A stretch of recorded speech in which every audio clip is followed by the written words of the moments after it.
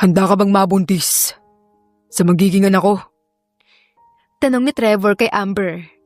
Malalim ang naging lunok ni Amber habang nakatingin sa isang lalaki na naka-long sleeve, pantalon, makintab na sapatos at amoy mayaman pa.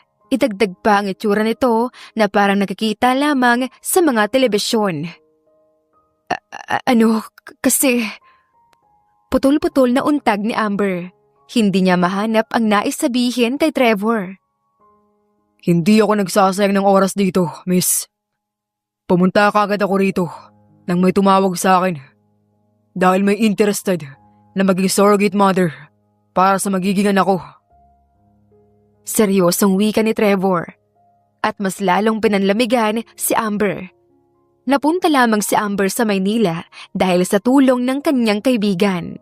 Namasukan siya bilang kasambahay kasama ang kaibigan. Ngunit hindi nakakaya ang pambabastos ng kanyang among lalaki sa kanya.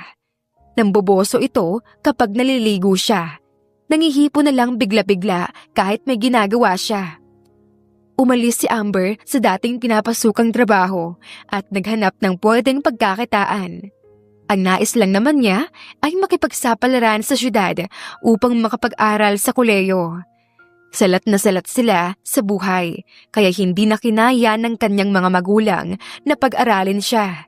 Kaya naman, naisipan ni Amber na sumama sa kaibigan na nagtatrabaho sa Maynila. Ngunit, hindi niya inaasahan na ang magiging amo niya ay isang bastos at walang hiyang lalaki. Pwede ba akong magtanong sa setup natin kapag pumayag ako sa alok mo? Dahan-dahang sabi ni Amber. Takot siya na baka may masabi siya na kagagalit pa ng gusto ng lalaki. Bumuga ng isang malalim na hininga si Trevor. Sumandal ito sa kanyang kinaupo ang silya bago binasa ang labi. Pinukup niya ng isang seryoso at madiing tingin si Amber. Kung papayag ka, kailangan mo mag-undergo ng mga test.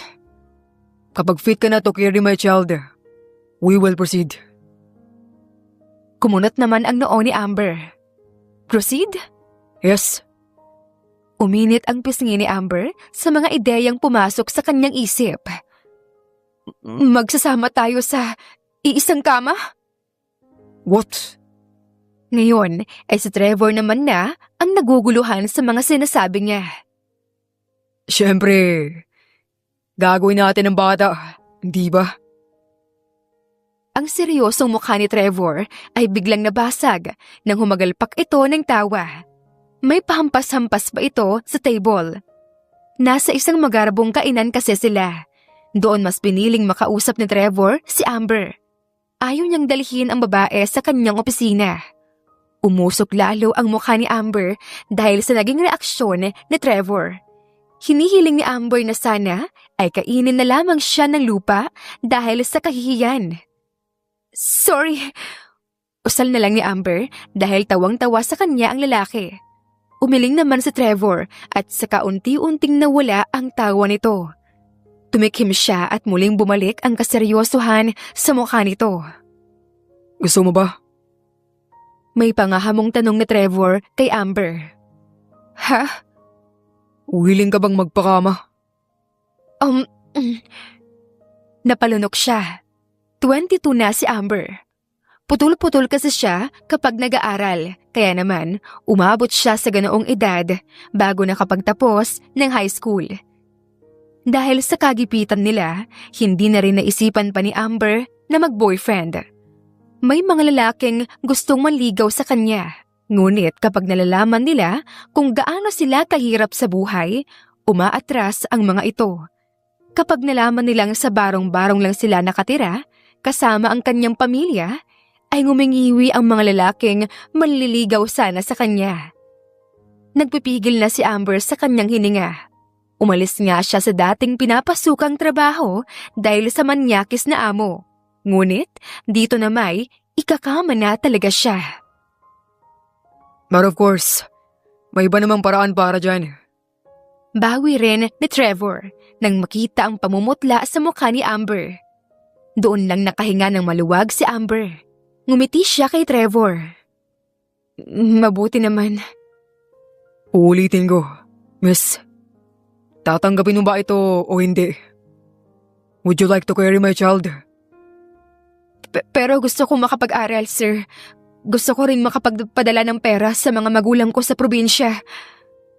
Gumuhit ang ngiti sa labi ni Trevor. May pera kang makukuha sa akin, Miss. Sa mga buwang pinagbubuntis mo ang anak ko, may sweldo ka. Makakapagpadala ka sa mga magulang mo. At kung tungkol naman sa pag-aaral mo, pwede ka naman mag-online class nowadays. It's not a problem. Muling naikuyom ni Amber ang kanyang mga kamay. We will have a formal agreement, Miss. Kapag pumayag ka, idadaan natin ang lahat sa legal na proseso. Tumango naman si Amber. Sige, tinatanggap ko na. Handa akong dalihin sa 9 na buwan ang anak mo. Inilahad ni Trevor ang kanyang kamay kay Amber. Nahihiya namang tinanggap iyon ni Amber. Okay, thank you, Miss Amber Cabral. Also, tawagin mo na rin akong Trevor. Napaka-formal ng sir for me. Sabi naman niya na parang nakikipagkilala lang sa kanyang mga kasosyo. Sige, Trevor. At, oo nga pala, doon ka na uuwi sa bahay ko. Ayaw kong sa ibang bahay ka tumira. Lalo na kapag buntis ka na.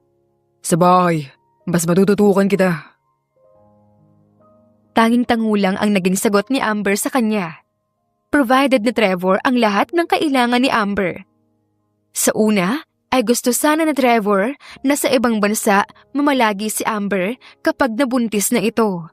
Ngunit hindi naman siya mapapanatag kapag hindi niya natututukan ang pagdadalang tao ng dalaga kung sakali man. Namilog ang mga mata ni Amber nang makita niya ang kotse ni Trevor. Makintab iyon at malaking sakyan. Favorite color pa niya ang kulay nun, black. Hop in. Sabi ni Trevor na siyang napagbuksan na pala ng pinto ng kotse niya. Patakbong umikot si Amber sa kotse ni Trevor. Ang bango naman ng sasakyan mo. Hindi mapigilang sabi ni Amber. Ngumisi ang binata. I just bought this months ago. Sakay na. Isang ngiti ang binigay ni Amber kay Trevor bago siya sumakay sa magarabo nitong kotse. Umusli naman ang ngiti sa mga labi ni Amber nang malanghap niya ang amoy ng sasakyan. Hindi matapang ang panlalaking amoy ng kotse na umatake sa kanyang ilong. Yan ang mga gamit mo. Kunot noong tanong ni Trevor nang makita ang isang bag ni Amber. Naibaba naman ni Amber ang mata sa kanyang dalang bag. Oo, hindi naman ganoon karami ang mga gamit ko na dala mula sa probinsya.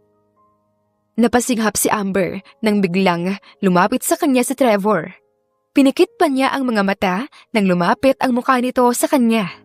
Akala niya hahalikan na siya ng lalaki, ngunit narinig na lang niya ang pag-click ng seatbelt. Nagmulat si Amber sa kanyang mata at ganoon na lang ang pamumula ng kanyang mukha nang naabutan niyang nakatingin sa kanyang mukha si Trevor at para itong natutuwa sa naging akto niya. Inayos ko lang yung seatbelt mo. Ani Trevor at umurong-sulong ang ngiti sa mga labi niya. Napaipit na lang si Amber sa kanyang labi. Salamat. Halos bulong ang wika niya.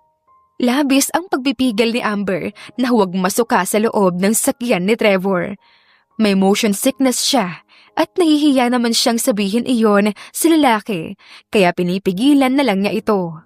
Ngunit nang tumigil ang kotse dahil nakarating na sila sa bahay ni Trevor, mabilis siyang bumaba ng kotse at saka sumuka. Naitungkod ni Amber ang kamay sa kanyang tuhod at saka sumuka sa sementong fasad ng bahay ni Trevor. Amber, anong nangyayari? Lapit naman ni Trevor kay Amber. Wala ito, sir. Ay Trevor pala. Wala. Sumusuka ka na riyan. Ayos lang talaga ako. Napamura sa Trevor. Wait, don't tell me you are pregnant. Mabilis pa sa kidlat ang pag-iling ni Amber.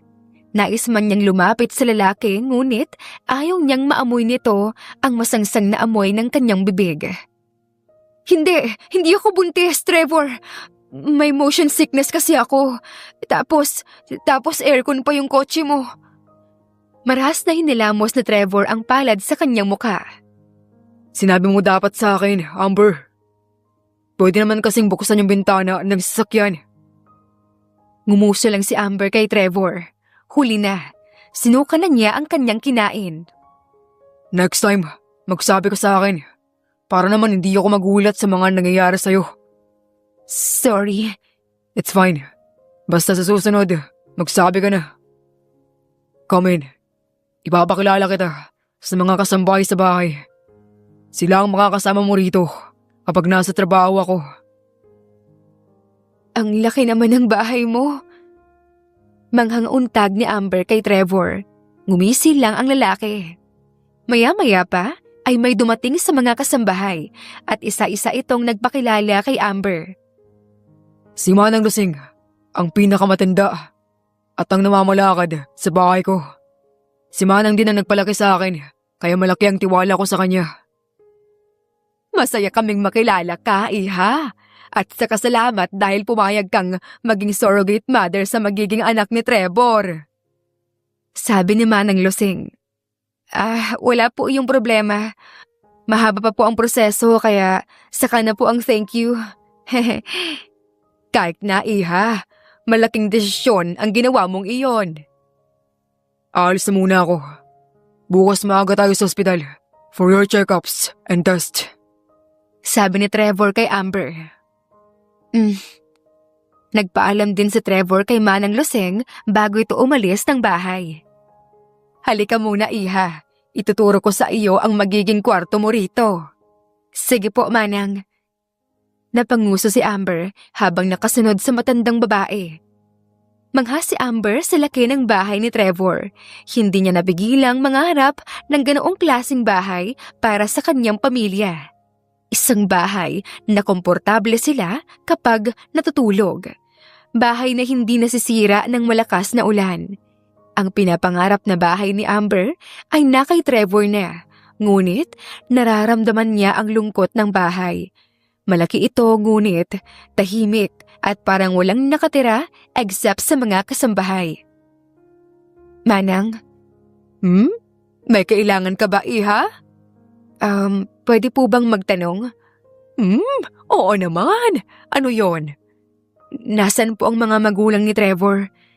Nakita ko po sa baba yung family picture nila pero hindi ko po sila nakita rito. Maingat niyang tanong kay Lusing. Napabuntong hininga si Lusing at saka malungkot na tinignan si Amber. Wala na ang ama ni Trevor, Amber. Ang ina naman niya ay palaging nasa ibang bansa.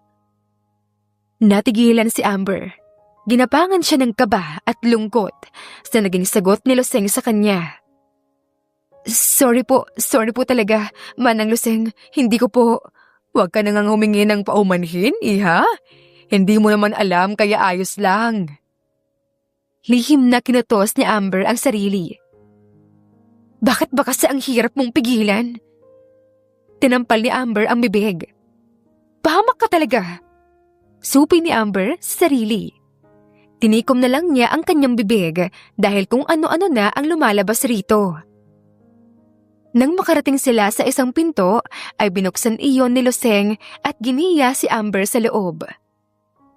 Laglag pa nga na naman si Amber nang makapasok. Dito po ba talaga ako? Ito po ba talaga ang kwarto ko? Hindi ba kayo nagkamali sa pagpili ng kwarto, Manang? Napangiti na lamang si Lusing. Ito nga. Sa tapat nitong kwarto ay ang kwarto naman ng alaga kong si Trevor. Manang, baka may masira ako rito. Sa maid's quarter na lang po ako. Ano ka ba? Hindi ka pumunta rito para maging katulong. Nandito ka dahil ikaw ang magbubuntis sa magiging anak ni Trevor. Kaya sige na, magpahinga ka na. Ngumuso lang si Amber kay Lusing. Salamat, Manang Lusing. Ay teka, tapos ka na bang kumain? Papadalhan na kita ng pagkain dito sa silid mo? Kaagad na inilingan ni Amber ang alok ni Luseng sa kanya. Hindi na po. Bababa na lang po ako kung may kailangan ako. Salamat po ulit. O siya, sige. Aalis na ako. Paalam naman ng ginang bago lumabas ng silid. Nang makaalis si Luseng ay hindi mapigilan ni Amber na tumili. Tuwang-tuwa siya sa laki ng kanyang silid at sa laki ng kama. Binabaan niya ang kanyang bag at saka nagpagulong-gulong sa ibabaw ng kama. Tumihaya si Amber sa kama at tumingin sa kisame. Ngumuso siya. Pinapangarap niyang makahiga ang kanyang mga magulang at kapatid sa ganoong kalambot na higaan. Nilibot ni Amber ang kwarto. Kung ikukumpara niya ang kanilang bahay sa probinsya at ang kanyang silid na inaakupa sa bahay ni Trevor, nagmimistulang bahay ng aso ang bahay nila sa probinsya. Kinabukasan, maagang nagising si Amber. Pumunta siya sa kusina upang tumulong sa pagluluto. Amber, bakit gising ka na? Ang aga pa. Gulat na sambit ni Luseng nang makita si Amber. Nasanay lang po ako, Manang. Saka sabi ni Trevor kahapon ay may lakad po kami ngayon.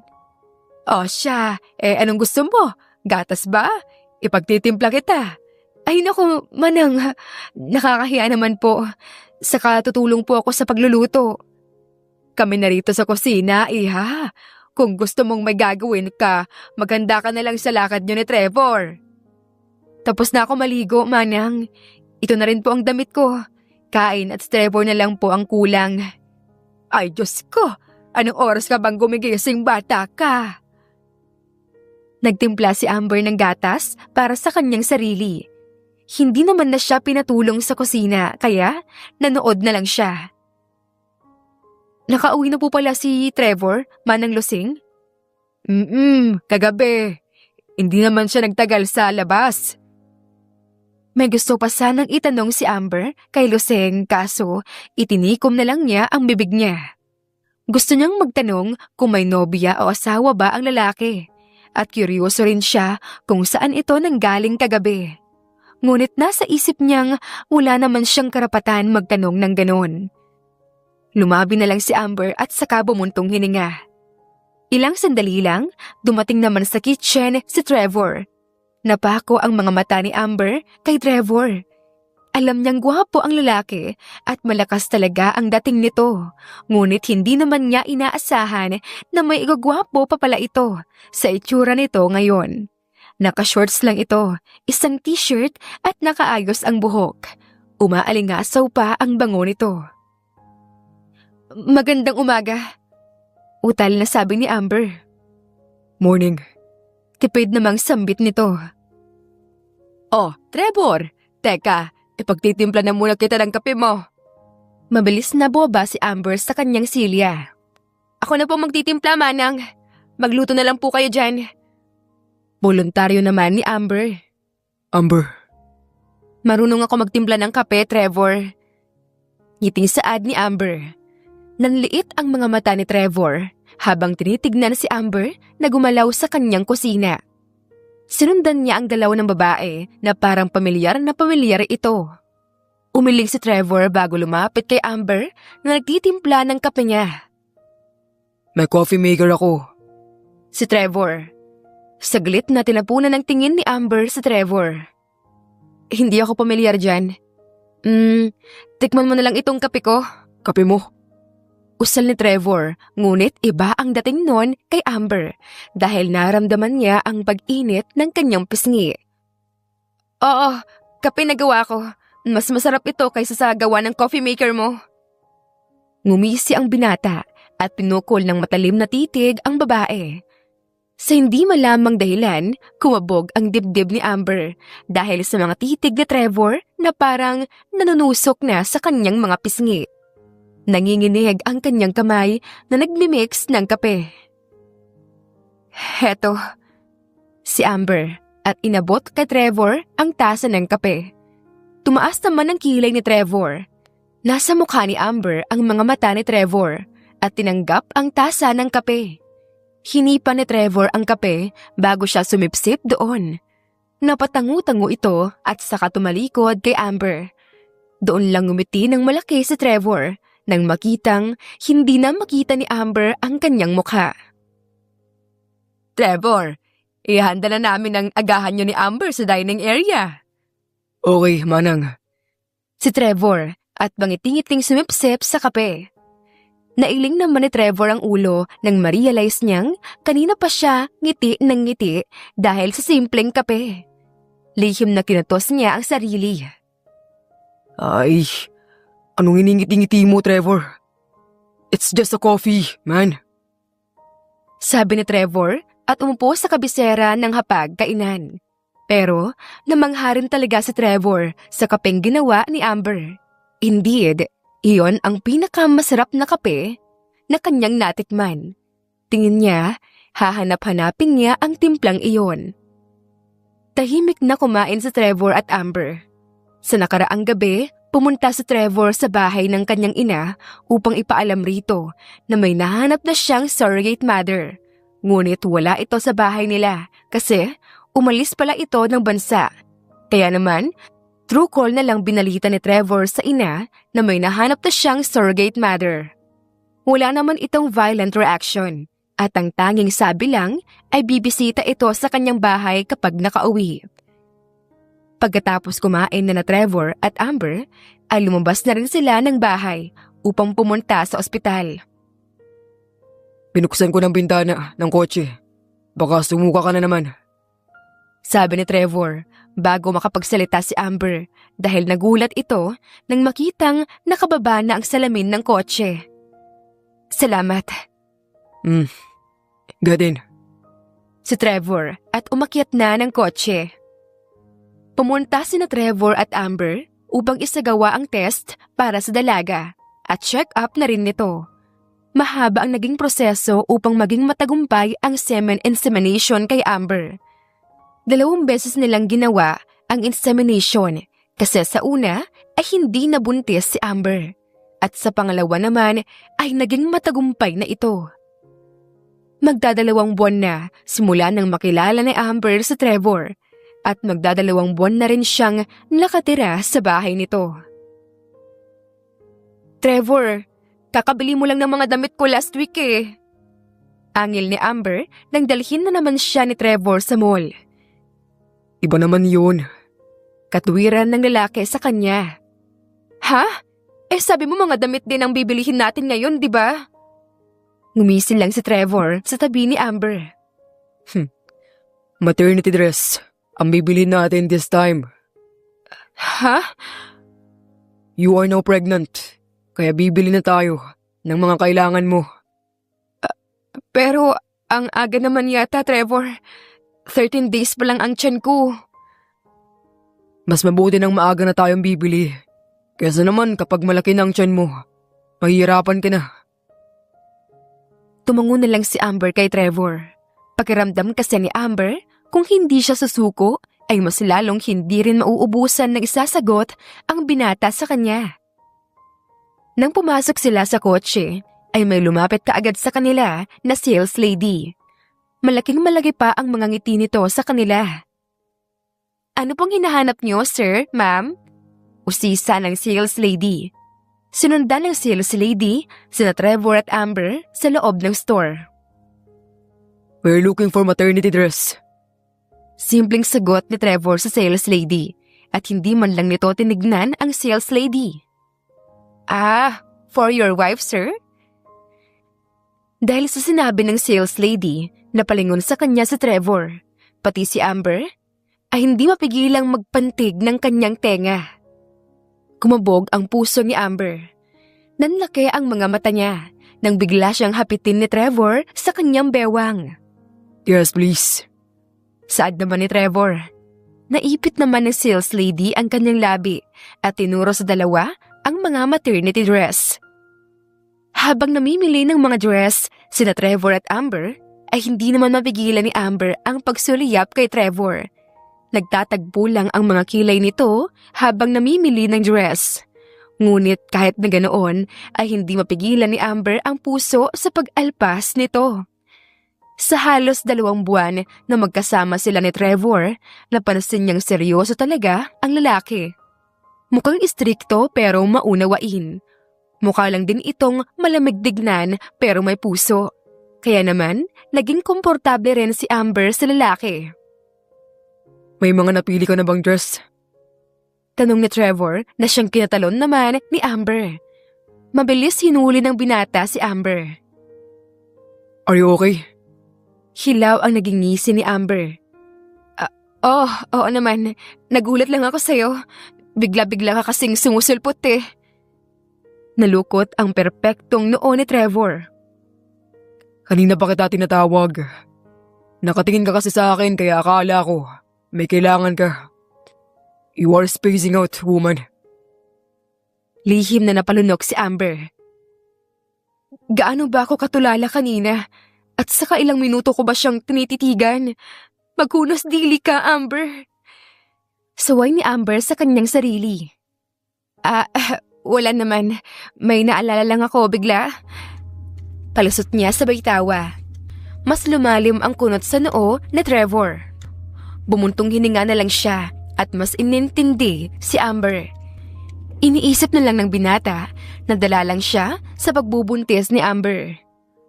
May gusto ka pa bang bilhin o kailangan mo? Tell me, and we'll buy them. Wala naman na. Saka hindi pa naman nauubos yung mga binili mo nung nakaraan. May mga nagagamit pa ako sa bahay. Hindi tuloy mapigilan ni Amber na huwag mag-ilusyon sa kanila ni Trevor.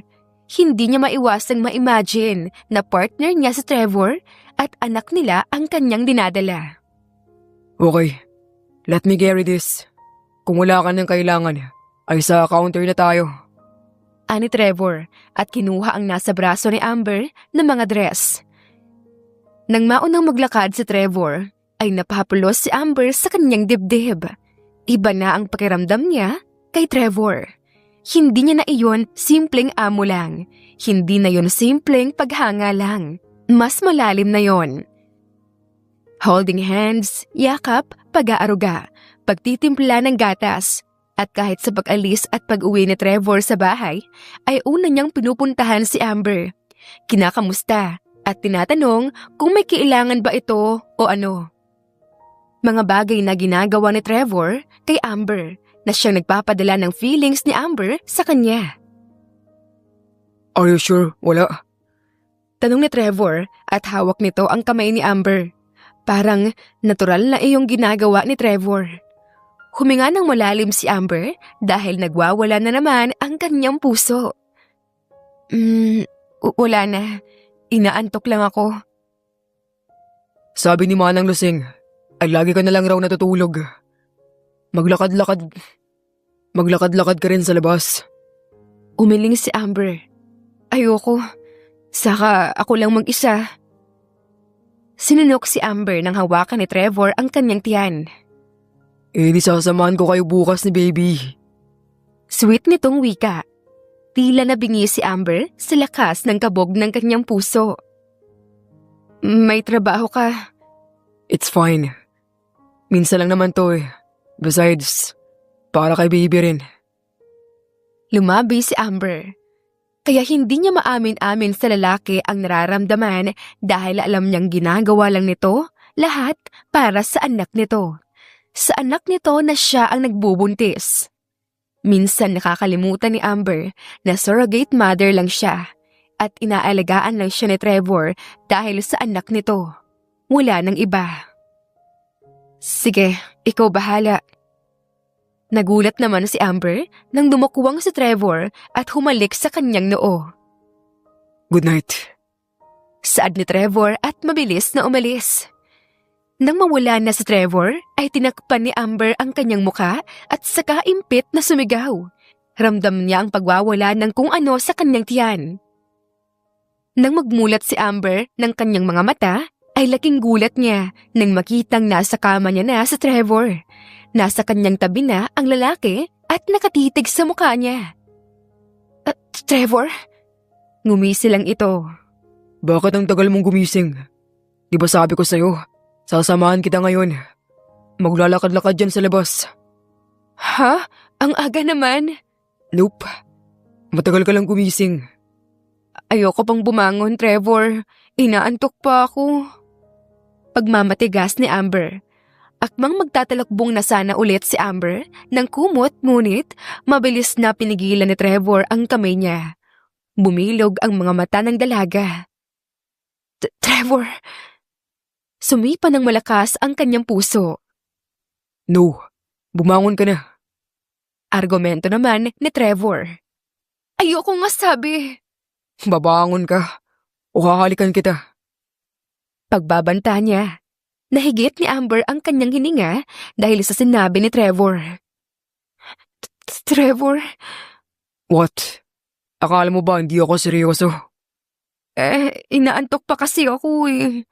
So, gusto mo talagang halikan kita? Ha? Walang ano-ano'y hinalikan ni Trevor ang mga labi ni Amber. Hindi makagalaw si Amber dahil sa ginawa ni Trevor. Gumalaw ang mga labi ng binata at tinudyo nito ang dila sa nakasarang bibig ni Amber. Open your lips for me, babe. Garalgal na sabi ni Trevor sa pagitan ng nakalapat nilang mga labi. Hindi rin alam ni Amber kung anong espiritu ang sumapi sa kanyang katawan nang ibuka niya ang kanyang labi. Ngumisi si Trevor bago tinuklas ang bibig ni Amber. Napadaing na lang si Amber sa mapang-angking labi at dila ni Trevor na sumugod sa kanya. Sa bawat sip-sip ni Trevor sa dila ni Amber, ungol naman ang sinasagot dito ng babae. Umuungol si Amber nang buksan niya ang kanyang mga mata. At ganoon na lang ang gulantang ni Amber nang ma-realize niya kung ano ang nangyayari. Nananaginip siya. Napanaginipan niyang hinahalikan siya ni Trevor. Sumigaw siya at mabilis na bumangon. Pinagsasampal niya ang sarili at saka tumingin sa orasan. Alauna ng madaling araw at ganoon ang kanyang panaginip. Magunos dili ka, Amber. Ano yun? Bakit ganon yung panaginip? Mangyak-ngiyak na sambit niya sa kanyang sarili. Dahil ba ito sa... may feelings na ako sa kanya? Halos sabunutan na ni Amber ang kanyang sarili. Mabilis niyang inalis ang kumot sa kanyang katawan at saka lumabas ng silid. Suot niya ang pantulog niya na pajamas. Pumunta si Amber sa kusina dahil bigla siyang nag-crave ng hinog na mangga. Gusto niyang isawsaw ang hinog na mangga sa powder milk. Ay! Bulalas ni Amber nang makita si Trevor sa kusina. Ginapangan ng dugo si Amber sa kanyang pisngi. Umatras ang kanyang paa upang umalis. Kaso, dumapo na ang mga mata ni Trevor sa kanya. Halos mapasign of the cross na si Amber dahil sa pagwawala ng kanyang puso. What are you doing here? Nagkamot si Amber sa kanyang batok. Nagutom kasi ako bigla. Oh, ako na magluluto o gagawa. Hindi na. Kaya ko naman na siya. No, para ito sa inyo ng anak ko. Ikaw bahala. So, anong gusto mo? Lumapit si Amber sa island counter. Umupo siya sa isang high chair na nasa harap nun. Gusto ko ng manggang hinog. Slice mo siya na parang mga cubes tapos powder milk. Tumaas ang kilay ni Trevor nang marinig ang powder milk. Powder milk? Gusto mo bang ipagtimpla ka na ng gatas? Hindi. Gusto kong isawsaw ang mangga sa powder milk. What? Anong lasa niyan? Yun nga yung gusto ko. Hindi naman ikaw yung kakain eh. Ako naman. Natutop naman ni Amber ang labi nang tumaas ang kanyang boses kay Trevor. Akala niya, sasamaan siya ng tingin nito o magagalit. Pero tumangulang ito at nginitian siya. Huminga ng malalim na lang si Amber at pilit na pinakalma ang puso niya na gusto na yatang lumabas sa ribcage niya. Samantalang si Trevor na may pinapakiramdaman lang si Amber habang naghihiwa siya sa mangga. Kaya nasa kusina si Trevor ay dahil hindi siya makatulog dahil sa ginawa niyang paghalik kay Amber. Hindi na matandaan ni Trevor kung kailan siya nagseryoso sa babae. Ang huli niya kasing sineryoso ay niloko siya. Nabuntis pa ito ng ibang lalaki. Kaya nga, nang gusto niyang magkaanak, mas pinili niyang kumuha na lang ng surrogate mother. Ayaw na niyang mag-aksaya ng panahon, tapos pagsisisihan na naman niya ito sa huli. Also, pinipressure na rin kasi siya ng kanyang ina na mag-anak na. Heto na ang mangga mo at powder milk. Nilapit ni Trevor ang pinggan at isang platito. Salamat. Ani naman ni Amber. Malapit nang magdalawang buwan si Amber sa bahay ni Trevor at aaminin ng binata na dahil kay Amber, nagiging madalas na ang pag-uwi niya sa kanyang bahay ng maaga. Usually kasi ay nasa 11 p.m. to 12 a.m. na siya umuuwi. Aminin man ni Trevor sarili o hindi, alam niyang si Amber ang dahilan nun. Ang kaunting pagbabago sa kanyang sarili ay dahil sa babae. Hindi ka pa ba aalis? Maya-maya ay tanong naman ni Amber nang mapansing nakatingin lang sa kanya si Trevor. No, hihintayin na lang kita. Okay lang naman ako, Trevor. Kaya ko na sarili ko. At saka, wala namang magluloob sa bahay mo. Tawa pa ni Amber. No. Kung ano ang kailangan mo, o ni baby, ako nang kukuha o gagawa.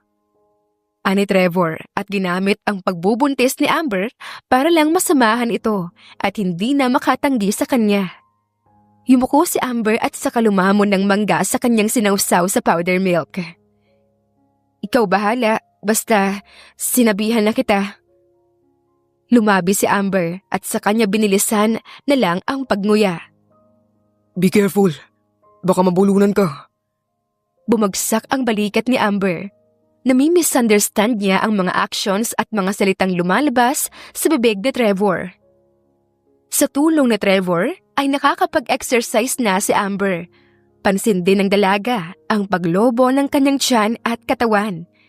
Laking pasasalamat na lang ni Amber na hindi nakikipag-video call ang mga magulang niya sa probinsya. Maayos rin kasi siyang nakapagpapadala ng pera kaya hindi na siya inaasikaso ng kanyang mga magulang. Inasikaso na rin ni Trevor ang mga papeles niya sa kanyang pag-aaral muli. Manang si Trevor po? Tanong ni Amber kay Lusing. Nag-aagahan siya at napansin niyang wala ang lalaki sa hapag. Lately kasi ay sinasamahan naman siya ng lalaki kumain. Hindi ito pumalya except sa pagkakataong iyon. Ay, maagang umalis, Amber. May emergency raw kasi sa opisina niya, kaya nagmamadali din. Napatango si Amber sa naging sagot ni Lusing sa kanya. O siya, kumain ka na riyan. Gusto mo bang magpasama ng kasambahay sa paglalakad mo? Pwede mong isama si Jeya. Ang tinutukoy ni Lusing na si Jeya ay isang dalagang kasambahay sa mansyon ni Trevor. Ay, nakakahiya naman po, Manang. Kaya ko naman po mag-isa. Aniya, sabay sulyap kay Jeya sa isang tabi. Nang magtagpo ang mga mata nila, ay inirapan ni Jeya si Amber. Batid na ni Amber na may lihim talagang bad blood sa kanya si Jeya. Kung kaya't ang lahat ng kasambahay sa bahay ay ito lang ang hindi niya nakakausap. Hindi! Mahigpit ang bili ni Trevor na pasamahan ka sa paglalakad mo. Hindi na nakipagtalo pa si Amber kay Lusing at tumango na lamang. Kasama ni Amber si Jeya sa kanyang paglalakad. Tamang-tama pa dahil hindi pa masakit ang sinag ng araw. Umaga at hapon kasi si Amber naglalakad. Salamat sa pagsama mo sa akin, Jeya. Ngiting wika ni Amber. May disgustong anas naman ni Jeya. Jeya. Tinignan ni Amber si Jeya. Nakasunod lang ito sa kanya at halatang napipilitan lang. May nagawa ba ako sa'yo? Wala naman. Tamad na sagot ni Jeya. Bumuntong hininga si Amber. Hindi ko alam kung bakit ganito ang pagkikitungo mo sa akin, Jeya. Gusto ko lang naman na maging kaibigan ka kasi tayo lang dalawa sa bahay ang magkasing edad. Irap naman ang naging tugon ni Jeya sa kanya. Halos 1 oras din sila sa labas. At nang bumalik na silang dalawa sa mansyon, ay may nakita silang isang kotse na nakaparada sa harap ng mansyon. Nagtagpo ang kilay ni Amber nang makita ang sasakyan. Kilala niya ang sasakyan ni Trevor, kaya naman ganoon na lang ang kanyang pagtataka sa bagong sasakyan. Bumili ba ng bagong sasakyan si Trevor? Munting bulong sa utak ni Amber. Kakabili lang naman niya ng sasakyan na. Umiling siya at saka tumuloy na sa loob ng bahay. Amber! Napangiti si Amber nang marinig si Luseng. Manang Luseng! Naputol ang ngiti ni Amber nang may makitang babae na nakasunod kay Luseng. May katangkaran ang babaeng nasa 50s. Strict ang mukha nito na parang hindi marunong ngumiti at nakataas ang sangkilay.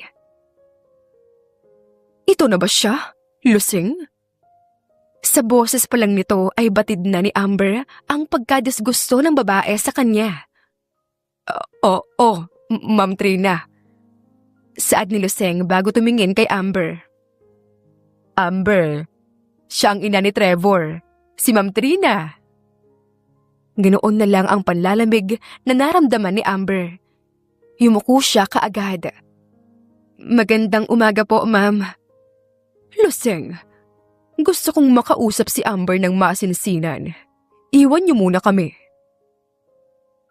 Tinawag ni Luseng si Jeya at naiwan naman si Amber kasama ang ina ni Trevor. Sa lakas ng kabog ng puso ni Amber ay halos hindi na niya maramdaman ang paa. Nangangatog ito at parang nawawalan na ng lakas.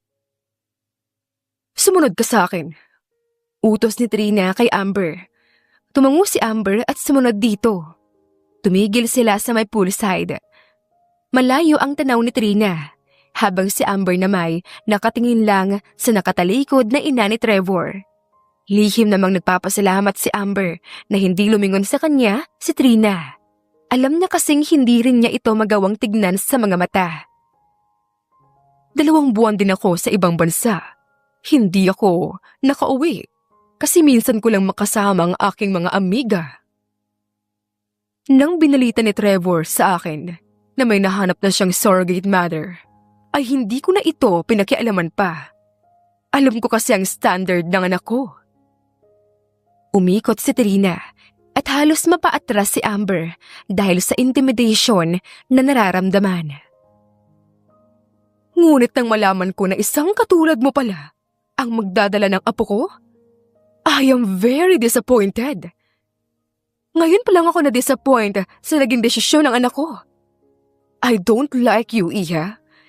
Ayaw ko na isang katulad mo ang magbubuntis sa magiging apo ko. Ma'am, I want you gone, Iha. Napalunok ng malalim si Amber. Pero ma'am, buntis po ako. Buntis na po ako sa anak ni Trevor. Pwede naman namin gawin ang proseso sa iba. Makakahanap naman kami ng mas better na babae. Ma'am, alam po ba ito ni Trevor? Kung ano ang desisyon ko, ay siyang susundin ng aking anak, Iha. Pero ma'am, umalis ka na rito, Iha. Ma'am naman! Tumaas ang boses ni Amber. Nagulat pati si Trina dahil sa pagtaas ng boses niya. Paano po itong bata?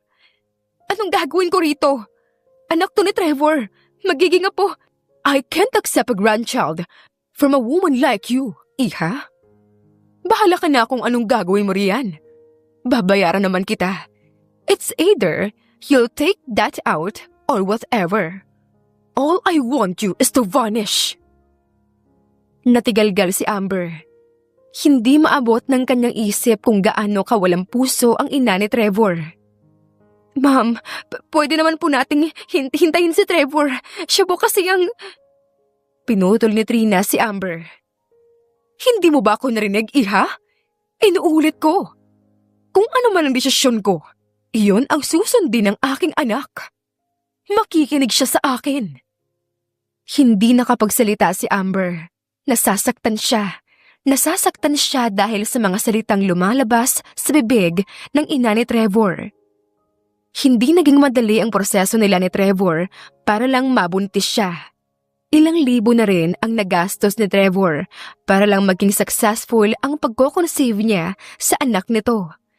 Tapos darating ang ina nito na para bang ginuhit lang nila ang bata sa sinapupunan niya. Here! Si Trina sabay abot kay Amber ng isang tseke. Tinignan ni Amber ang tseke. 2 milyon iyon. Umalis ka na. Ito lang po ba, ma'am? Walang hiyang putol ni Amber sa ina ni Trevor. Sa pagkakataong iyon ay si Trina na ang napasinghap sa gulat. Hindi po sapat ang 2 milyon.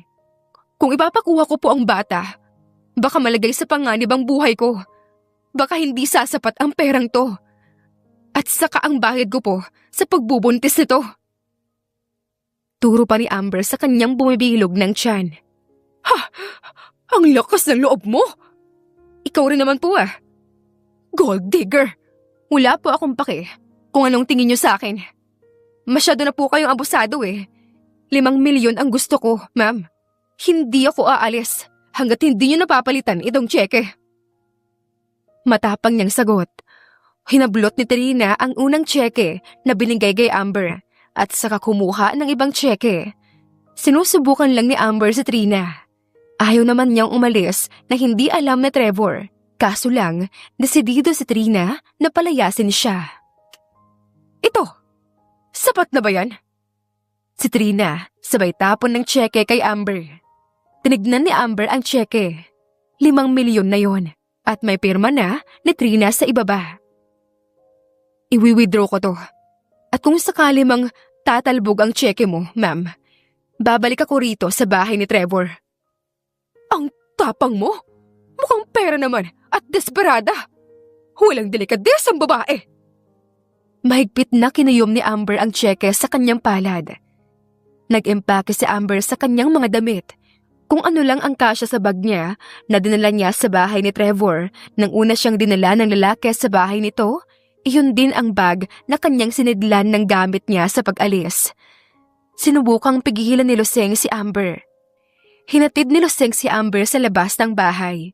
Ngunit umeksena naman si Trina at pinagbantaan ang kawawang matanda. Salamat po sa lahat ng kabutihan niyo sa akin, Manang Loseng. Hinding-hindi ko po kayo makakalimutan. Ang huling paalam niya kay Loseng. Saka Manang, pakisabi po kay Trevor na hindi ako umalis. Natatakot ako o ano. Ikaw na rin po ang magbigay ng tseke na ito kay Trevor ha? Ani Amber at binigay kay Loseng ang tseke na binigay ni Trina. Paano ka na, iha? Magagamit mo ito. Malaki po ang sweldo sa akin ni Trevor. May ipon pa po ako. Sa pag-alis ni Amber ay walang kaalam-alam si Trevor. Minamadali ni Trevor ang kanyang trabaho sa opisina para lang makauwi ng maaga sa kanyang bahay. Excited kasi siyang makita si Amber. Sa bawat araw na lumilipas ay gumaganda at mas lumalalim na ang kanyang pagtingin sa dalaga. Hindi na ito ang simpleng babae na kanyang kinuha upang maging surrogate mother sa kanyang anak. Malaki ang ngiti ni Trevor nang bumaba siya sa kanyang sasakyan. Bit-bit na isang kamay niya ang cake para sa dalaga. Ngunit, ganoon na lamang ang pagtataka ni Trevor nang makapasok siya sa kanyang bahay at kakaibang katahimikan ang bumungad sa kanya. Anak! Nagulat si Trevor nang makita ang ina sa sala. Mom. Ani Trevor, humalik siya sa pisngi ng ina. Nakauwi ka na po pala. Bakit di niyo sinabi sa akin? At bakit dito ka sa bahay ko dumiretso? Tumawa naman si Trina dahil dito.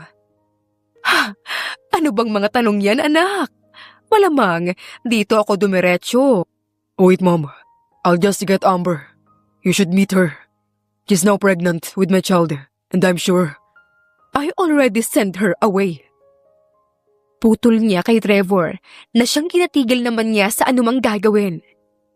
You, what? Anong ginawa mo, Mom? Tumaas bigla ang kalmadong boses ni Trevor. Pinaalis ko siya. Bakit mo naman ginawa yun, Mom? Amber is pregnant. Buntis siya sa anak ko, Mom. How could you? Bakit ko ginawa iyon? I don't like her at all, son. Really? Sa lahat ng babae, yun pa talaga ang napili mo? Ni walang modo at walang class. Ano na lang ang magiging apo ko? Inis na tinapon ni Trevor ang cake na dala niya. Nampatalon si Trina sa gulat. Kailanman ay hindi naging bayolente ang anak niya sa kanyang harapan.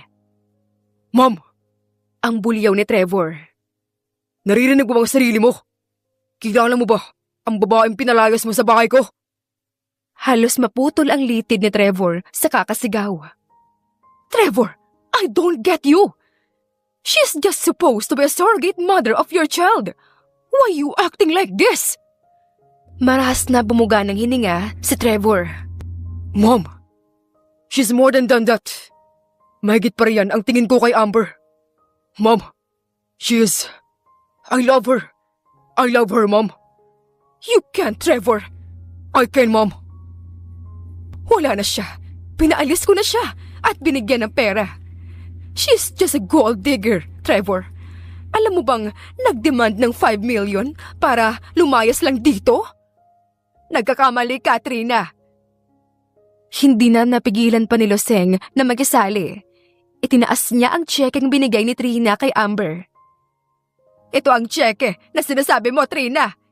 Iniwan ito ni Amber sa akin para ibigay kay Trevor. Ayaw umalis ng bata pero pinilit at ginipit mo siya. Umuusli ang ugat sa leeg ni Loseng habang sumisigaw. Napakurap-kurap si Trevor. Nang makita niya ang tseke, ay mas lalong umusbong ang galit niya sa ina. Sa simula pa lang, lagi nang sinusunod ni Trevor ang mga utos ng kanyang ina. Hindi siya nagrereklamo, pero sa pagkakataong iyon ay masyado siyang nadismaya sa ina. Binuksang muli ni Amber ang saradong puso ni Trevor.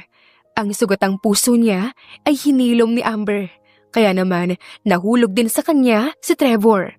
Ngunit hindi niya aakalain na ang ina niya ang sisira sa kanyang puso na nagsimula pa lang muling tumibok. Trevor, let me explain. Nagkukumahog sa paglapit sa kanyang anak si Trina, kaso dinismaya siya ni Trevor. I'm so sorry, Mom. Pero ngayon, hindi na kita masusunod. I just can't. Pagod na rin ako. I'm done pleasing you, Mom. Ngayon, hayaan niyo naman akong sundin ko rin ang puso ko, ang gusto ko. Wika ni Trevor at tumulo ang luha sa kanyang mata. Bigong-bigo siya sa kanyang ina. Trevor, no! Umiiling na sambit ni Trina, ngunit tinalikuran lang siya ni Trevor. Several months later, kagigising lang ni Amber. Unang bumungad sa kanya ang puting kisame. Nilibot niya ang kanyang tingin. Nakita niya ang kanyang ina sa tabi at ang kanyang kapatid na lalaki sa tabi ng ina. Nung umalis siya sa bahay ni Trevor, wala talaga siyang balak na ipakuha ang bata sa kanyang sinapupunan. Hindi niya iyon kayang gawin kasi para kay Amber, anak rin niya ang kanyang pinagbubuntis. Amber! Ate! Magkakasunod na narinig ni Amber ang tawag ng kanyang ina at kapatid. Ma, Jeric! Tawag din naman ni Amber sa kanyang ina at kapatid. Lumapit ang mga ito sa kanya. Grabe ate, ang dami palang bata dyan sa tiyan mo. 4 ang pinagbubuntis mo, no? Tignan mo sila, oh. Maliliit pero ang healthy naman. Tuwang-tuwang wika ni Jeric sa kanyang kapatid. Oo nga anak, labis akong nag-aalala sa iyo. Ang tagal mo ring nagising eh. Okay lang ba ang mga bata? Nasaan sila? Aligagang tanong niya sa ina at kapatid. Ang lulusog ng mga bata ate. Supermom ka yata. Ma, gusto ko pong makita ang mga bata, please. Teka Jeric, kumuha ka ng wheelchair. Anak, ayos lang ba ang pakiramdam mo? Gusto mo bang tumawag ako ng doktor? Inilingan na lang ni Amber ang ina. At si Amber na makita ang mga bata. Kahit sinabi ng kapatid niya na healthy ang mga bata, nais pa rin niyang makita ang mga ito. Bumalik si Jeric tulak na ang isang wheelchair. Sa tulong ni Jeric at ng ina niya, ay nakaupo siya sa wheelchair at si Jeric na rin ang nagtulak ng wheelchair patungo sa nursery room. Ang liliit nila. Emosyonal na saad ni Amber nang makita ang mga bata. Ang cute nila. Oo nga ate, ang cute nila. Mana sa'yo. Napangiti si Amber. Dahil nasa labas lang sila ng nursery room, ay hanggang hawak lang si Amber sa salamin ng dingding nito. Bumalik din si Amber sa kanyang room matapos bisitahin ang mga bata. Si Jeric ay umalis upang bumili ng makakain nila, kaya naman naiwan si Amber kasama ang ina. Anak, ang laki ng bill natin dito. Kakayanin ba ito ng ipon mo? Pag-aalala ng ina ni Amber. Nasaan ba kasi yung ama ng pinagbubuntis mo? Sana man lang humingi ka ng tulong sa kanya kahit maliit. At saka hindi mo kayang i-breastfeed ang mga anak mo. Saan ka kukuha ng pera? Sumakit ang ulo ni Amber. Yan din ang inaalala niya. Kung sana man lang ay dinala niya ang perang binigay ng ina ni Trevor, wala na siyang aalalahanin ngayon. Gagawa ko ng paraan, ma. Gagawa ka ng paraan. Hindi ka pa nga pwedeng lumabas. Isipin mo naman ang sarili mo, anak. Hindi lang isa o dalawang batang nilabas mula sa'yo. 4 na bata. Problemado si Amber kung saan siya kukuha ng pera. Nais man niyang tawagan si Trevor, kaso napangungunahan siya ng takot. Takot sa maaaring reaksyon ng lalaki at sa ina nito na si Trina. Halos hindi makatulog si Amber kung saan siya pupulot ng pera pandagdag sa kanyang natitirang ipon. Amber! Amber, gising! Naalimpungatan si Amber dahil sa paggising ng kanyang ina sa kanya. Ma, kakatulog ko lang po. Mamaya na po natin pag-usapan ang tungkol sa bills. Daing ni Amber. Tingin niya, makakatulog na sana siya. Pero ginising naman siya ng ina. Hindi mo na kailangan isipin yan. Ang pabulong na sigaw ng ina ni Amber. Kumunot ang kanyang noo. Amber, gising na kasi. Huwag mo nang alalahanin pa ang bill natin dito. Dahil bayad na siya. Po? Sambit ni Amber at mabilis na bumangon. Diyos ko, magdahan-dahan ka ngang bata ka. Kapapanganak mo lang. Totoo po bang sinabi niyo, ma? Hindi ko po ba hallucination ito? Bayad na ang bill natin?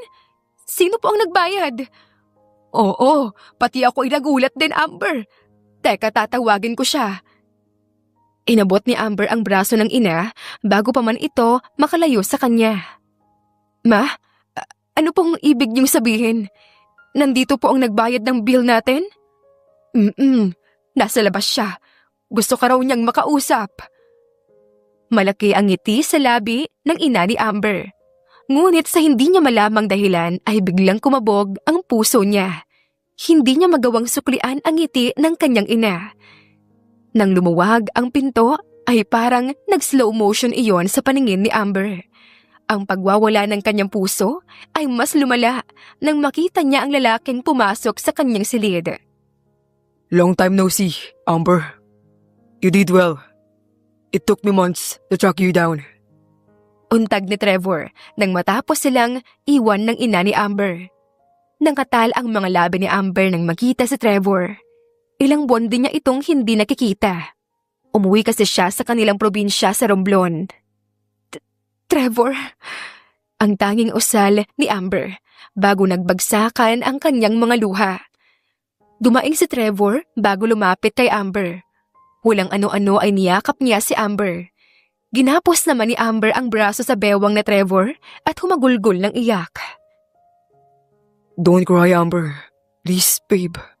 Baka mabihinat ka. Kakapanganak mo pa lang. Tumango si Amber, ngunit humihigbi pa rin ito. Nang kumalma na ang babae, ay sakalang kumalas si Trevor sa yakapan nila. Paano mo na lamang nandito ako? Umupo si Trevor sa espasyo ng hospital bed ni Amber. Pinahanap kita. Sorry, Amber. Hindi na ituloy ni Trevor ang kanyang nais sabihin nang umiling si Amber. Huwag kang humingi ng sorry, Trevor. Ako dapat ang humihingi ng sorry. Umalis ako sa bahay mo nang walang paalam. Nilayo ko ang mga anak mo sa'yo. Naiiyak na namang saad niya. No, babe. It's my fault. Hindi kita naipagtanggol kay mommy. If only I was there. Hindi ito mangyayari. Kasalanan ko to. Wala kang ibang ginawa, kundi yung sundin ang gusto ko. Tapos ganun lang yung gagawin ni mommy sa'yo. Yes, I heard you. Pero hindi makatarungan ang pamamaliit ng mom ko sa'yo. I feel ashamed. Siguro gusto lang niya yung best para sa'yo. Umisimid si Trevor sa naging sagot niya. But you're the best for me, Amber. Tapos nilayo ka niya sa akin. Trevor. Kinuha ni Trevor ang kamay ni Amber. Amber, I like you. Even back then. Gusto na kita. Hindi lang dahil ikaw ang nagbuntis sa mga anak ko. Gusto kita as a woman. Gusto kita bilang ikaw. Nalaglag ang panga ni Amber. Sumipa ang kanyang puso sa kakaibang ritmo na tila nakalimutan niya na kung paanong huminga. Ilang segundong hindi makapagsalita si Amber. Para lang siyang naging bato sa harapan ni Trevor. Trevor. Sambit niya, sabay abot niya sa mukha ni Trevor. Hinaplos niya ito at dinama. Ngumiti naman ang binata sa kanya at hinawakan ang kamay ni Amber. Totoo naman to, hindi ba? Hindi naman to panaginip. Hindi naman ako pinaglalaruan ng isip ko. Totoong gusto mo rin ako. I am really, babe. And yes, I like you. I love you so much. Naluluhang kinabig ni Amber sa Trevor at niyakap sa tuwa. I like you. Gusto rin kita, Trevor. Dati pa. Napangisi naman sa Trevor sa naging tugon niya. I'm so sorry for being late, Amber. Sulsul niya kay Amber habang yakap-yakap ito. Hindi. Tama lang ang naging dating mo, Trevor. Tamang-tama lang ang dating mo. Ani Amber, saka hinigpitan ang pagkakayakap kay Trevor. Ani mo'y takot na takot itong mawala sa kanyang mga kamay ang lalaki. Sa mga sumunod na araw ay nakalabas na rin ng ospital si Amber. At ilang linggo matapos makalabas ni Amber ay ang mga bata naman ang nakalabas. Pinangalanan ni na Amber at Trevor ang mga bata na Tristan, Tricia, Ace at Ansel. Bali 2 lalaki at 2 babae kasi ang mga ito. Are you sure? Oo naman. Ani Amber, nang tanungin siya muli ni Trevor kung handa ba siyang maging ina ng mga anak nito. Basically, ako naman talaga yung ina nila. Ilang bonded sila sa akin, kaya mahal na mahal ko ang mga bata, Trevor. Hindi mo na kailangan pang itanong sa akin yan. Kasi para sa akin, mga anak ko sina Tristan, Tricia, Ace at Ansel. Niyakap ni Trevor si Amber. Thank you so much, Amber. Thank you for being strong. Salamat dahil ang tatag mo. Salamat dahil ikaw ang naging ina ng mga anak natin. Bulong niya kay Amber. Ginantihan ng yakap ni Amber sa Trevor. Sobrang sarap sa pakiramdam para kay Amber na matawag na isang ina. Ang marinig mula sa bibig ni Trevor na ina siya ng mga anak nito ay parang dinuyan siya sa alapaap. Kasama si Trevor, inamin ni Amber sa kanyang pamilya ang naging ugnayan niya kay Trevor.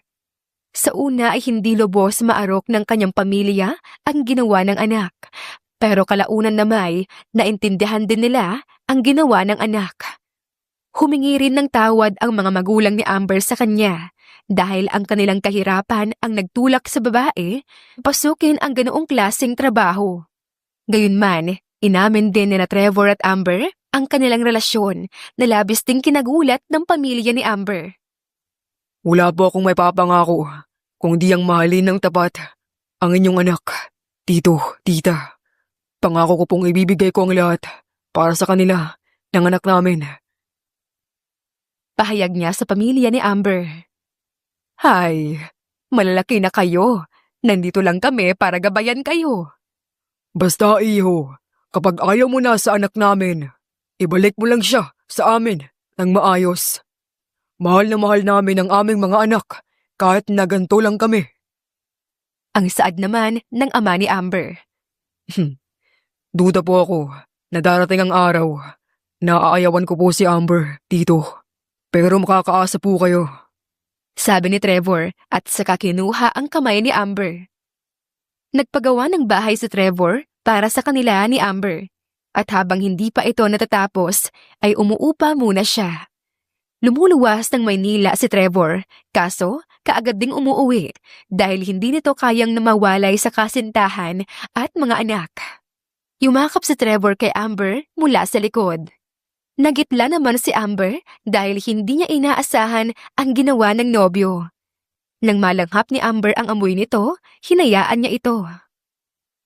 Magpahinga ka na roon. Tabihan mo ang mga bata. Galing ka pa sa biyahe. Sabi ni Amber habang naguhugas ng kanilang pinagkainan. Magre-recharge muna ako. Paglalambing ni Trevor sa kanya, napangiti naman si Amber. Tango naman ito.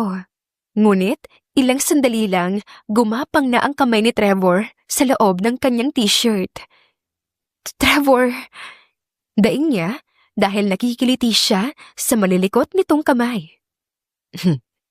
Ipagpatuloy mo lang ang paghuhugas mo ng pinggan. Bulong niya sa tenga ni Amber. Parang sinalang sa apoy ang katawan ni Amber nang maramdaman ang kamay ni Trevor na umabot sa kanyang malulusog na dibdib. Mas lumaki kasi ang kanyang dede mula sa panganganak. Pinisil at hinaplos ni Trevor ang kanyang nipples, kaya napapaungol si Amber. Tuluyan nang nabitawan ni Amber ang sponge at kumapit sa sink. Ang labi ni Trevor ay gumapang naman sa leeg ni Amber. At saka ito, sinipsip. Naisandal ni Amber ang katawan kay Trevor nang rumagasa sa kanya ang kamunduhang pagnanasa. Nangatog ang mga binti ni Amber at nakikiliti ang kanyang pagkababae. Trevor! Halinghing ni Amber. Iniikot ni Trevor si Amber upang mahagkan ito ng maayos. Ngunit, hindi pa man lumalapat ang labi ni Trevor kay Amber, ay umalingaw-ngaw na ang iyak ng kanilang anak. Naibaba ni Trevor ang kamay. Puntahan mo ang mga bata. May tinimpla na akong gatas. Baka gutom na sila. Ani Amber na parang nasusunog ang mukha. Hinagka na muna siya ni Trevor sa noo bago nito pinuntahan ang mga anak na nagwawala. Bitin sa Trevor, ngunit napangiti naman siya nang tignan ang mga anak niya. Ang galing niyo talagang mang-istorbo sa amin ng mommy niyo. Saad ni Trevor at pumasok sa malaking crib ng mga anak. Ang liit niyo pero ang tutusan niyo na. Nakangiting wika niya. Hindi lubos akalain ni Trevor na mababago ang kanyang buhay dahil sa pagdating ni Amber at ng 4 nilang anak. Akala niya hindi na niya makikita pa si Amber. Nag-aalala siya na baka pinalaglag na nito ang pinagbubuntis noon.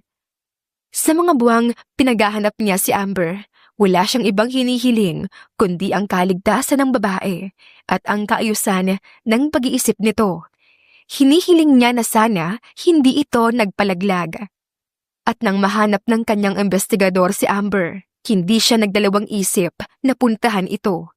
And it happens, nakakapanganak lang din ni Amber. Thank you so much.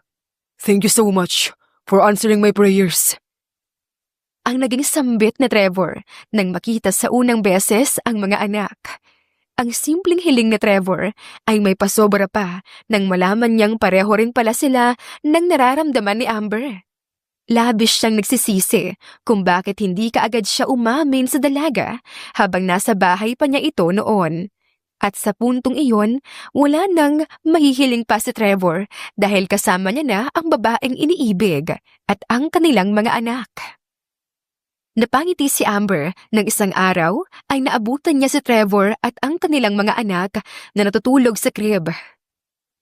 Ang cute niyo naman, ani Amber sabay kuha sa kanyang cellphone. Hindi mabura ang ngiti sa labi ni Amber habang kinukunan ng litrato si Trevor kasama ang mga anak nila. Nasa gitna si Trevor at ang dalawang braso niya ang naging unan ng kanilang mga anak. Sa isang braso ay sina Tristan at Ansel. Sa kabila naman ay sina Ace at Trisha. Parehong tulog na tulog ang mga ito. Matapos kumuha ng larawan si Amber, ay tumabi rin siya sa kanyang pamilya. Nagising naman si Trevor. Babe, Shh! kanina ka pa. Ang cute niyo. Kinikilig na wika ni Amber. Thank you for giving birth to them, Amber. Kundi dahil sa'yo, wala tayong mga cute na anak ngayon. Madamdaming wika niya. Inabot naman ni Amber ang pisngi ni Trevor. Hindi kasi makagalaw ang lalaki dahil nasa bisig nito ang mga anak. Salamat din, Trevor. Salamat dahil ako ang napili mo para magbuntis sa kanila. Salamat sa tiwala mo at pagmamahal. Emosyonal din na wika ni Amber. Sa sumunod na mga araw, habang binabantayan ni Amber ang kanyang mga anak, ay may nag-doorbell. Tumingala siya sa wall clock nila. 2:00 ng hapon, kaya naman nagtaka siya kung sino ang nag-doorbell. Dito muna kayo mga anak. Wika ni Amber na para bang naiintindihan siya ng mga anak. Unti-unti niyang binuksan ang pinto at ganoon na lang ang panlalaki ng kanyang mga mata nang makita ang ina ni Trevor, si Trina, sa labas.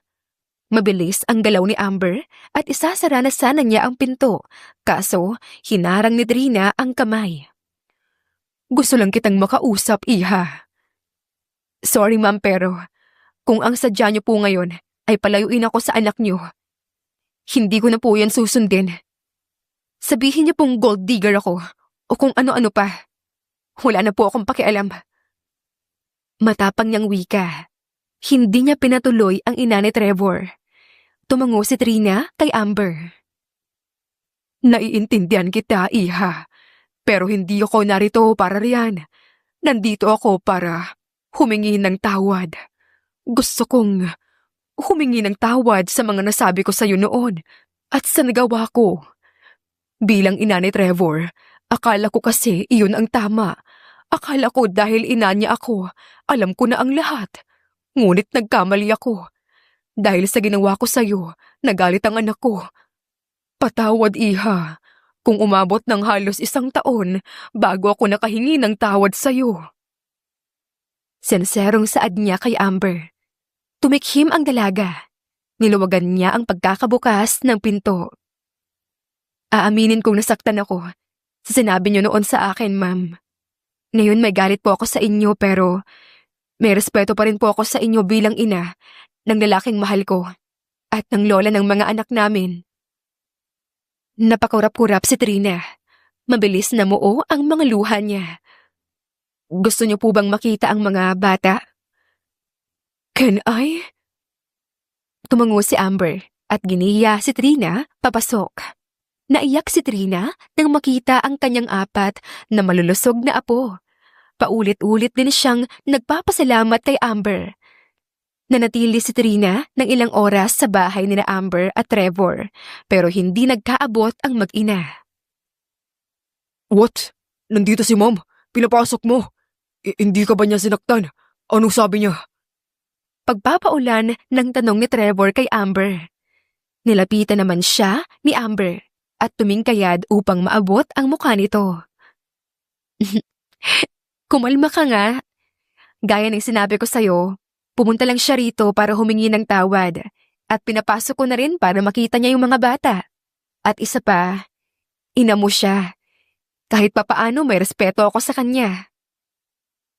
Tanging buntong hininga lang ang nagawa ni Trevor bago binuhat si Amber at pinatong sa mesa ng dining area. Tulog ang kanilang mga anak, kaya naman may oras sila para maglandian. Hinagka ni Trevor ang noo ni Amber. Sunod ay sa ilong nito, pisngi at sa labi. Buong puso namang tinugon ni Amber ang mga halik ni Trevor sa kanya. Nang maghiwalay ang kanilang labi, ay kapwa sila hinihingal. Kumunot naman ang noo ni Amber nang may kinapa si Trevor sa bulsa nito. Napatakip siya sa kanyang bibig nang makitang isang maliit na box na kulay pula iyon. Trevor, ano ito? Naluluhang sambit niya. Amber, alam kong hindi tayo nagsimula sa ating relasyon tulad ng iba. I hired you para maging surrogate mother. Ngunit sinakop mo ang buong pagkatao ko. Ngayon, hindi ko na alam kung paano mabubuhay nang wala ka. Ani Trevor at namula ang mga mata. Amber, will you marry me? Kasabay ng pagpikit ni Amber ay ang pagdaloy ng kanyang mga luha. Tumango siya kay Trevor at hinalikan ang lalaki sa labi. Oo naman Trevor. I will marry you. Tugon niya matapos ang halik. Napamura si Trevor at nanginginig ang mga kamay na sinuot ang singsing kay Trevor. Niyakap niya si Amber. Thank you so much, babe. I love you. Mahal din kita, Trevor. Thank you rin sa pagtanggap at pagmamahal mo sa akin. Ang pusong nagpapatawad, ang pusong sugatan ay naghihilom. Kahit gaano pa ito kawasak, may tao pa rin makabubuo nitong muli. Hindi man tulad ng tipikal na relasyon at pagkakataon nagkakilala, sina Trevor at Amber. Natagpuan naman nila ang tunay na pagmamahal sa isa't isa. Ang pusong sugatan ay ginamot ng inosente at mabuting puso. Ang pagmamahala ni Amber at Trevor ay isang patunay na kahit na anumang estado sa buhay, walang pinipili ang pagmamahal. Ang kanila ring pag-iibigan ay isang patunay na masarap magmahal at ang tunay na pag-ibig ay nakapaghihintay. Wakas! Handa ka bang mabuntis sa magiging anak ko?